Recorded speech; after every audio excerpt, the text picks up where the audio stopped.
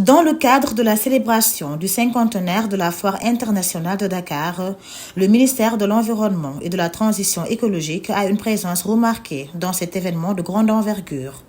Toutes ces directions y sont représentées en vue de présenter les activités phares de leur ministère. L'une d'entre elles concerne la direction des aires marines communautaires protégées. Selon le lieutenant Abdoulaye Sall, cette direction permet de sensibiliser et d'imprégner les communautés sur la gestion de l'environnement. Avant tout, remercier la FIDAC vraiment qui a permis au ministère de l'Environnement et du Développement durable de venir montrer ce que fait l'ensemble des directions qui sont au niveau du ministère. Et c'est vraiment une opportunité pour toutes les directions pour venir assister à la FIDAC pour pouvoir montrer à la population ce qu'ils font ici au niveau du ministère et en manière générale la conservation de la diversité ou bien de la biodiversité. Nous, notre travail, c'est plus la sensibilisation autour des communautés ou bien de la population pour pouvoir leur imprégner dans la gestion de l'environnement ou bien dans la conservation de l'environnement vraiment. Leur particularité, bon nombre de la population s'exerce dans leurs activités afin de conserver la biodiversité. Chez nous, pratiquement au niveau de la direction des aires marines protégées, il y a un aspect peut-être qui fait un peu la différence avec les autres directions. Parce que quand on dit direction des aires marines communautaires protégées, il y a un mot qu'on sous-entend et c'est la communauté. C'est-à-dire, nous travaillons en parfaite collaboration avec les communautés. C'est-à-dire, c'est une co-gestion avec les communautés. Ce qui se faisait, l'État prenait ses propres initiatives pour gérer la gestion. Mais avec la DAMCP, nous travaillons en parfaite collaboration et en synergie avec les communautés. Et eux aussi, ils participent sur la conservation de l'écosystème. Et en retour aussi, vraiment, ça impulse le développement socio-économique des populations ou bien des communautés. Aujourd'hui même, au niveau des aires marines protégées que nous gérons, c'est-à-dire nos sites que nous gérons, il y a un comité de gestion qui est composé par l'ensemble des communautés, un comité qui, toutes les décisions de gestion au niveau des aires marines protégées, c'est eux-mêmes qui prennent les grandes lignes pour vraiment diligenter la conservation. C'est-à-dire nous faisons que les accompagner. Par exemple, il y a d'autres directions qui l'État prend seulement ses initiatives ou ses engagements pour gérer la conservation de la biodiversité. Mais c'est nous, ce qui se fait, nous travaillons en parfaite collaboration avec les communautés pour vraiment conserver la diversité biologique ou bien la conservation de la biodiversité de manière générale. Et vraiment, on a beaucoup de résultats sur ça. Parce qu'il y a beaucoup d'activités comme la formation des éco-gardes, l'écotourisme, l'élevage, pisciculture et bon nombre d'activités qui vraiment que les activités, les populations s'activent pour leur développement socio-économique. Autre structure présente au ministère de l'Environnement est le Centre d'éducation et de la formation environnementale. La cible principale de cet organisme touche les établissements scolaires et les élèves afin de les sensibiliser sur les déchets qui peuvent polluer l'environnement. C'est ce qu'a fait savoir Abdoulaye Sow, agent au niveau du CEFE. On est là dans les stands du ministère de l'Environnement donc pour représenter notre centre donc au niveau du ministère. Maintenant, ça nous permet d'être beaucoup plus proches, n'est-ce pas, donc des établissements qui viennent faire leur visite. Ça va nous permettre également de les expliquer qu'est-ce qu'on fait. Donc au-delà de la prospection qu'on fait à notre niveau, c'est-à-dire de cibler les établissements, donc d'aller les rencontrer, de faire là-bas les programmes de bois d'école ou bien les mercredis d'hiver. Par exemple, les mercredis d'hiver, on invite un établissement scolaire au niveau du ministère, de l'enceinte du ministère, donc pour sensibiliser aussi les élèves, les expliquer voilà, pourquoi aujourd'hui on doit éviter les déchets plastiques, comment on doit faire les tri. Par exemple, s'il y a un dépotoir d'ordures, comment les élèves ou bien comment les enfants doivent se comporter. c'est-à-dire pour face à ces décès qui peuvent polluer l'environnement, qui peuvent également polluer le sol. Vous avez compris. Donc, et le comportement approprié également à adapter par rapport à cette situation. Maintenant, ici, si on est à la foire, donc les établissements vont venir nous visiter, nous rencontrer, on va échanger, les expliquer, voilà, qu'est-ce qu'on fait, voilà, qu'est-ce qu'il faut faire par rapport à la déforestation, par rapport au changement climatique et quelle est également la responsabilité de l'enfant. D'après lui, leur but principal est de créer des réflexes chez les enfants pour mieux protéger leur cadre de vie. Nous sommes dans l'éducation et la formation environnementale. Donc l'objectif c'est de voir comment on peut, c'est-à-dire comment on peut créer des réflexes au niveau des enfants, donc qui vont leur permettre en tout cas d'avoir des réflexes comme je l'ai dit, donc pour essayer un peu de protéger leur environnement, mais aussi d'améliorer le cadre de vie. Voilà.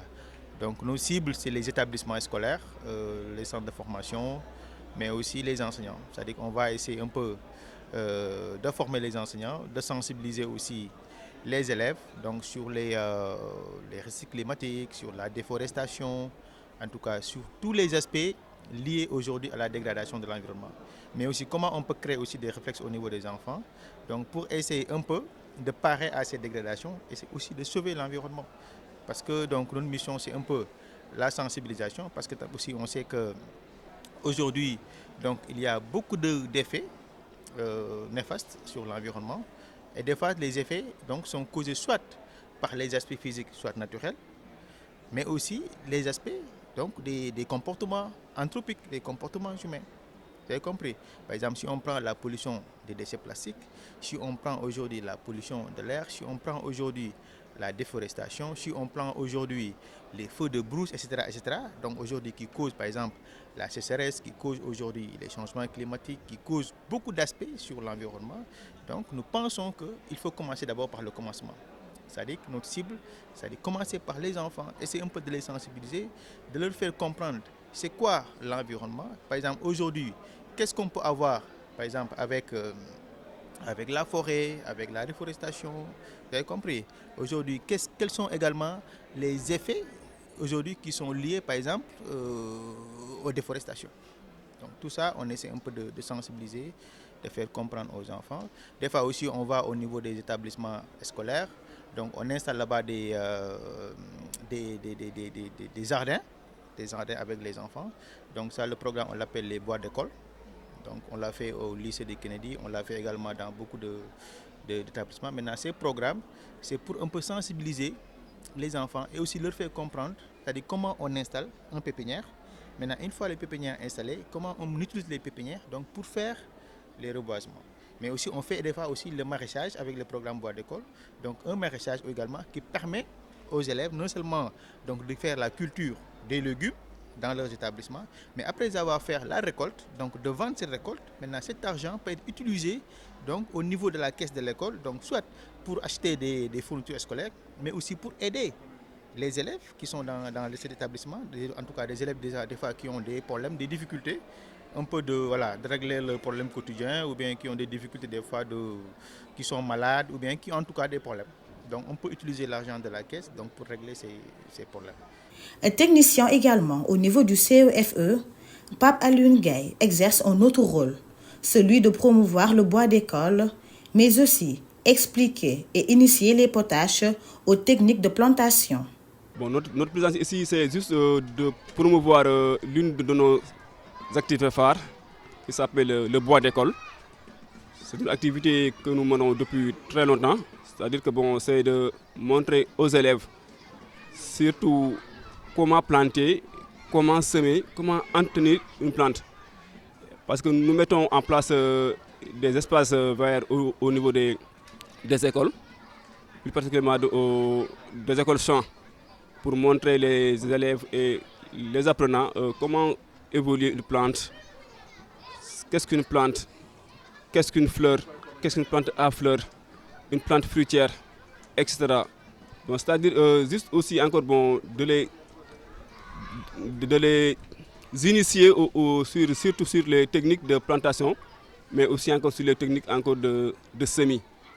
surtout avec les plantes, que ce soit aromatiques, que ce soit ornementales, que ce soit aussi encore fruitières. Pour ce faire, un programme a même été établi sur toute l'étendue du territoire national depuis le mois de novembre à Fatick. Notre programme s'étend sur toute l'étendue du territoire. Et même aussi encore, le programme aussi encore de cette année a été même lancé à Fatick le mois de novembre dernier. Bon, nous mettons là-bas en place 10 écoles avec toutes les accessoires nécessaires, que ce soit le matériel, que ce soit les plantes, et même aussi encore les gaines sur lesquelles que nous mettons les semis. La direction de la réglementation environnementale et du contrôle au ministère de l'Environnement est aussi de la partie. Le représentant Mamadou Lamine Diamé et ses pairs sont venus présenter un laboratoire mobile pour faire le contrôle dans le milieu récepteur et de faire les suivis. Nous avons été invités au niveau de cet événement pour y prendre part. Le ministère de l'Environnement et de la Transition écologique a son stand à l'intérieur. Maintenant, nous, on est venus avec notre équipement de contrôle des rejets d'eau usée industriels et du milieu récepteur, à l'occurrence le laboratoire mobile que vous apercevez derrière moi. Donc pour un peu montrer les différentes actions que le ministère est en train de faire dans le cadre bien sûr du suivi et du contrôle des milieux récepteurs qui fait partie bien sûr de ces missions régaliennes. Les principales activités en rapport bien sûr avec le laboratoire mobile consistent véritablement à faire le contrôle des rejets d'eau usée au niveau des industries.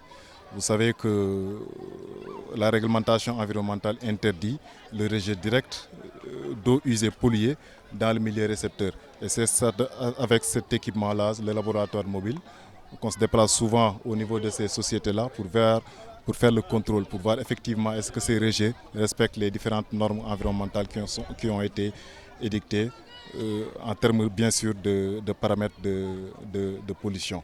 Donc là, c'est une de nos missions. Maintenant, l'autre consiste véritablement à faire le suivi du milieu récepteur.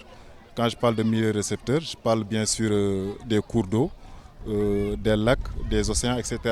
Donc on se déplace souvent avec le laboratoire mobile pour évaluer un peu la situation en termes bien sûr de qualité des eaux, bien sûr de ces rejets-là, pour voir un peu l'état, la situation, voilà, ou bien le degré de pollution, voilà, de ce milieu.